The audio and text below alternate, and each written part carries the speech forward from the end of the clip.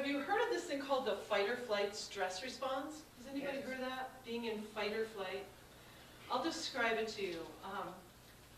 If we go back thousands of years, and here in Michigan, we would be under attack by woolly mammoths, saber-toothed tigers, big creatures, and other tribes on a much more frequent basis than we are today. Has anybody seen a saber-toothed tiger? Now, in all the years I lived near where Diane used to live, I live up on the corner of Laurel and McKinley, up past the Arts Center on the other side of town. And I walk every day with my dogs. And in 22 years of living there, only twice have I had dogs come after me, like loose dogs. And then I needed to go into fight or flight. Yeah. Other than that, there's really no reason for me to. However, today in the 21st century, we're going into fight or flight over the tiniest little thing. Maybe getting up in the morning and you roll your ankle. Or you're driving down the road and some idiot cuts you off. All these little things. For me, I live in an old house. When I try to go in my house, if it's a humid day, I have to finesse my key.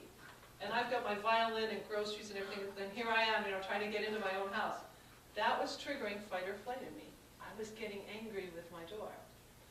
What I've boiled it down to are 4 emotions that create this fight or flight stress response in us.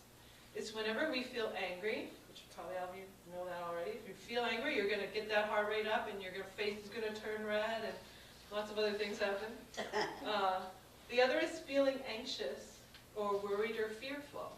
Many of these women that I interviewed the other day say, I'm so worried about my adult children. I'm so worried about them. Well, anxiety can cause that heart rate to go up and release this stress response as well. Here's one that I haven't read about at all in any of the books that I've read about for years and years, and that's feeling annoyed. Now, I don't get very anxious, and I've been performing for years. I don't get very angry either, but boy, do I get annoyed. Yeah. I live in a house with all males. I guarantee you when I go home, there's going to be a dirty sock somewhere where it shouldn't be. That's just how it is. And there's hockey gear and baseball gear everywhere. And, that's just how we live. And that can annoy me. So annoyance is another one of my A emotions that can cause the release of these stress hormones in us, or this stress response. The 4th is feeling ashamed. When you feel ashamed and you feel your face get red, that's because you've released these stress hormones and this blood flow happens in your face. It also happens in your legs and your arms because you're bringing all this glucose and fat to the center of your body from all these parts of your body. So you have a lot of energy to super fight or run very far, very fast. That's what fight or flight is. So here's what happens in your body. You have 2 adrenal glands. They sit right in the middle of your body. These beautiful little adrenal glands. I never got it. Adrenaline, adrenal. It's the same thing, right? The inside of the adrenal glands creates a little compound of hormones. The chief one is adrenaline, so I refer to it as adrenaline. When your heart rate gets to a certain point, adrenaline is going to free out of those adrenal glands right into your bloodstream to make all this fat and glucose here. Now, if we were really going to fight or run away, we would use up the fat and glucose, right? But most of the time we're just sitting in our car when something silly happens, or sitting at home and the news report comes on. That was actually one of the things these women said caused them to get really stressed out is the news. How violent our city is. I don't know. It's just what they put on the news. So when this happens and you're just sitting there, all the fat and glucose stays right here. Plus all the toxins you pulled out of here lodge in here too. What are the organs where we get cancer? Lungs, breast, heart, it's all right here. So we're pulling all these toxins here too. So a couple things happen. I'm going to start with the head. Hippocampus is back here. This is where we think and remember. Pretty important, isn't it? And up here, this is our prefrontal cortex. This is where we make decisions. These 2 areas of the brain are really strongly affected when that blood flow goes through.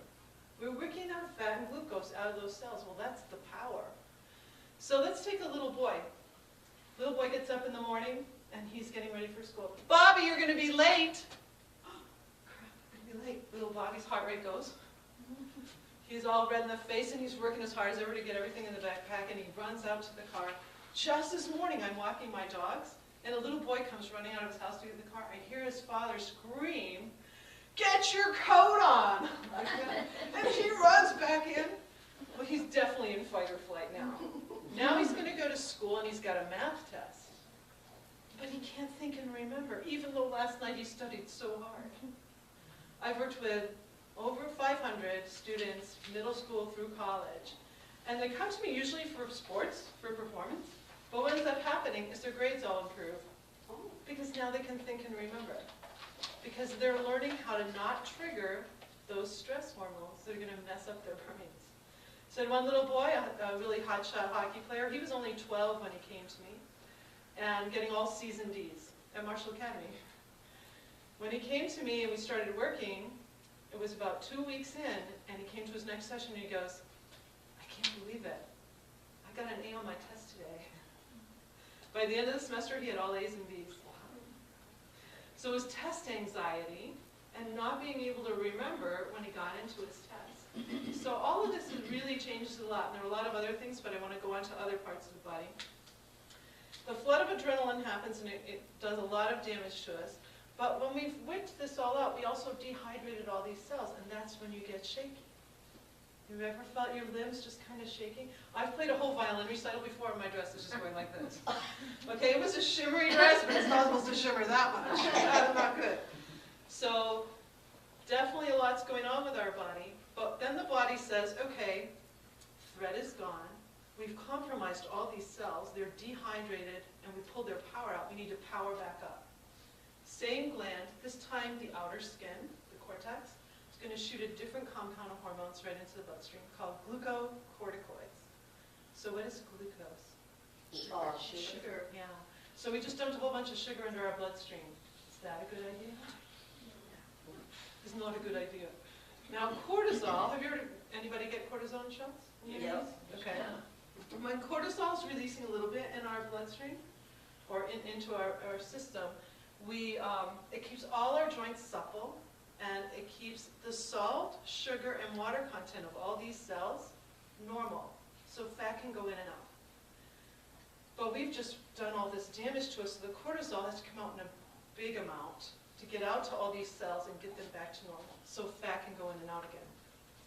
So it's not a good deal because it messes with our body in a lot of ways. Anybody know about your thyroid gland here? Thyroid gland's a pretty little butterfly. I didn't want to know anything about my glands, to tell you. But now that I'm learning all about them in the endocrine system, it's fascinating. So up here we have this beautiful little butterfly in our chest. That's our body's thermostat. It takes care of metabolism and all sorts of wonderful things for us. Mine don't work. A lot of people's don't work because when you release all this cortisol actually suppresses your thyroid, and it stops it from working. It has to stop it because the thyroid gland would say, ooh, we don't want all this drug going through us, we need to stop it. So it has to suppress in order for the cortisol to do its work. Next thing is immune system. What does your immune system do for you? Keeps you get sick. Helps you keep from getting sick, right? When you release that cortisol, it suppresses your immune system up to 40%. That's a lot. Inflammatory response. If I get a cut, it's going to start to heal, isn't it? The inflammatory response is getting all those fibers to find each other. So my nerve cell isn't going to connect to my blood vessel cell. It's going to find the right thing and do all that wonderful work. Again, 40% drop when we release that cortisol. So inflammatory response and immune system, both are suppressed, plus the thyroid gland. That's a lot. Two other things. Anybody have a problem with bones and osteoporosis? Your bones and your muscles actually get smaller when you release all this cortisol. So even if you go and do your walk or a little strength workout or something to keep everything going, if you release the cortisol, it's tearing down your muscles and bones at the time that you're trying to build them and make yourself stronger. So how do we stop all this? Isn't it impossible? Look at all this stuff hitting us every day, right? Look at all the worries that we have. What I created is something I call my 10-second solution. What if we could do something to prevent the release of the hormones? That's when I started to ponder. What can I do to help people stop the release of the hormones? So I came up with all these quick little tools. I call it a tool belt, like a construction worker tool belt. Mine has to be very big and very heavy, so it's made of leather. And it's got these pockets where I put imaginary tools. And I had to wear my belt day and night, to be honest, when I was starting, so that I could figure out which tools work for me and pull them out right in that time period. And I call it my 10-second solution because let's say you're driving and here comes this car cutting right in front of me. And it happened to me on the way here, actually. Car, pulled right in front of me. And in the old days, I would have just released the stress hormones, definitely. But now it's like, okay, I use these little tools to keep me calm. Well, from the moment that car swerved in like that and my body started to sense some tension, you've got up to 10 seconds to use one of my quick little tools to free you up. Well, 10 seconds is a pretty long time.